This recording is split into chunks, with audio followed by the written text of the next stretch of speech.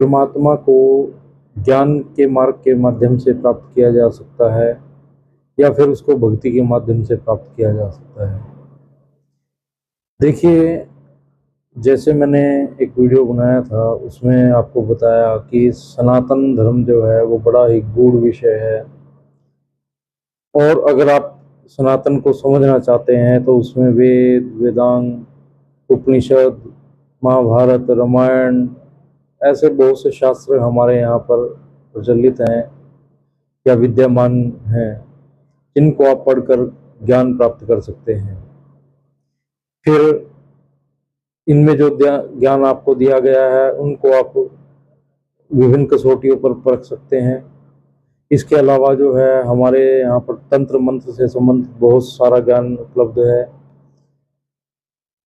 आप किसी पुस्तक को लेकर उसमें जो तंत्र क्रियाएं ईश्वर को प्राप्त करने के लिए कही गई हैं या अपने इष्ट को प्राप्त करने के लिए कही गई हैं, वो आप करके देख सकते हैं क्या उनसे ईश्वर प्राप्त होता है या नहीं होता है।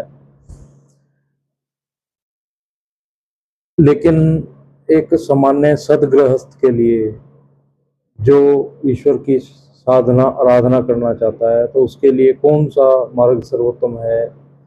देखिए, आप ज्ञान प्राप्त कर सकते हैं, ज्ञान आप भले ही कितना भी प्राप्त कर लीजिए, ज्ञान की कोई परिसीमा नहीं है। इस ब्रह्मांड का ज्ञान अद्वितीय है, विभिन्न प्रकार के यहाँ पर ज्ञान है। हमारे अध्यात्म का ज्ञान का भंडार भरा पड़ा है सनातन के अंदर, चाहे उसे तंत्र विज्ञान कहें, चाहे उसे धार्मिक अनुष्ठान कहें, बहुत सारी चीज़ें ऐसी हैं अध्यात्म से संबंधित जिन से संबंधित आप ज्ञान प्राप्त कर सकते हैं। लेकिन जो ज्ञान है, ज्ञान प्राप्त करना अच्छी बात है, लेकिन ज्ञान जो है आपको मार्ग से भटका भी सकता है।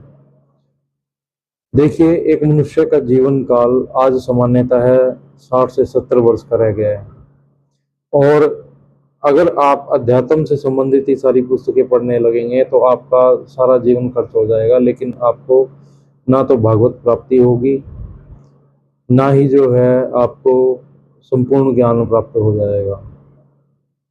लेकिन फिर भी जो है बिना किसी विषय का ज्ञान प्राप्त किए अगर आप इस मार्ग पर चलते हैं तो आपको काफ़ी सारी कठिनाइयाँ प्राप्त होंगी, जिसके